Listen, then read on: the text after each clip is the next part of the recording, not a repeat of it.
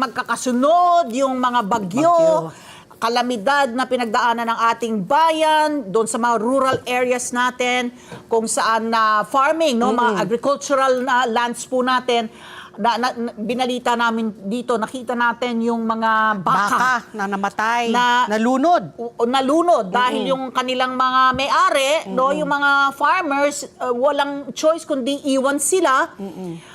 At dahil kasi ang diskarte pala ng pamahalaan, they will just compensate babayaran yung farmer. na lang. Correct. Meron silang restocking assistance, ang Department of Agriculture, mula sa Quick Response Fund. Pero iba ang panawagan ng PAWS. Go ahead, Ana. Ano ba dapat ang gawin natin? Oo, totoo yan, no? Yung ating response is laging ano na lang, yung compensate na lang, pabayaan na lang mamatay yung mga farmed animals. But our call ever since, no, nung 2009 pa, after Ondoy, is that we can do things better by including animals in the National Disaster Preparedness Plan. Kasi sa preparedness, ine-evacuate na yung mga tao. And we believe that the animals can be evacuated along with the people. And there should be evacuation areas that will hold people and also farm animals and even companion animals nung humans, ano. And this can be done. We've already shown this nung impending Taal volcano eruption. Oo, there were di ba, mga red zone areas yung pinapaalis nila. So when PAWS came there, we coordinated with Lipa City Veterinarian's Office and yung regional office ng Department of Agriculture, that's the Region 4A. And we were able to successfully evacuate 55 large animals. So horses, carabaos, cows. And this was a purely volunteer effort. Pag sinabing volunteer, these were the government waited up for us, yung pong regional office ng DA. They were up until mga 9 p.m. just to wait for us. And kino-ordinate nila to after office hours. And yung PAWS naman, we were able to secure mga vehicles from donors that were, pwede silang maglagay ng mga kabayo doon at mga kalabaw. Although hindi siya proper, talaga, ng kabayo yung transport. Kasi I'm sure there are other better things of ways of transporting.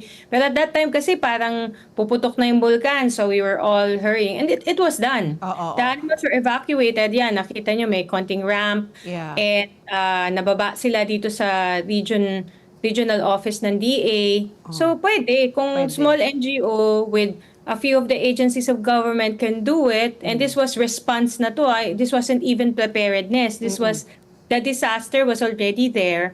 Nagawa ng paraan, mas maganda kung if we will include them in preparedness plans. And we believe the government can do this. There's actually a way na we can save all these lives.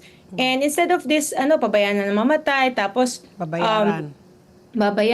It's a waste of resources. These are also the environmental impact, no, nung nabubulok na mga katawan ng mga farmed animals.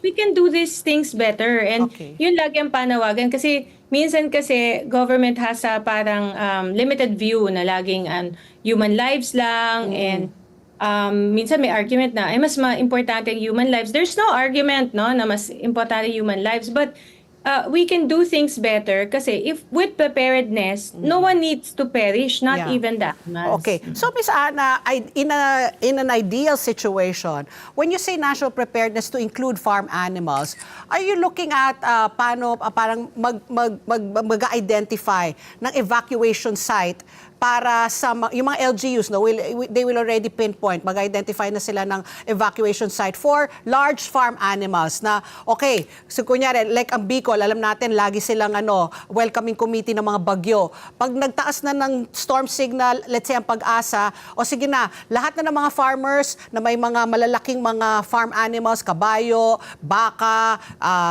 kambing, whatever, dito na po nyo ilalagay. Yan ba ang nakikita mong national preparedness na sagot para sa mga LGU?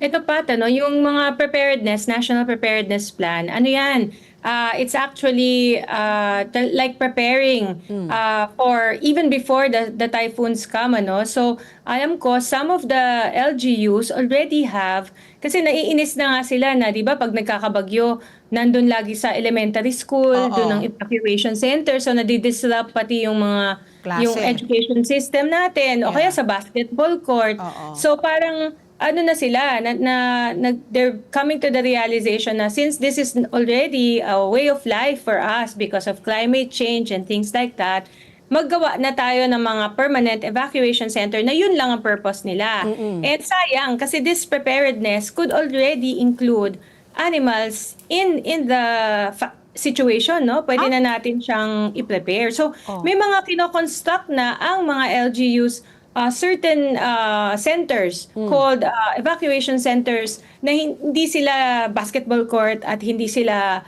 yung elementary school na Yeah. pinag-evacuatan. And we could include na architectural structures that will include animals. So pati transport sana isipin na rin. And since we know naman that the typhoons will be coming at a certain time, we can already evacuate these animals. So isa Let's get together. Sunnet 25. Sunnet 25.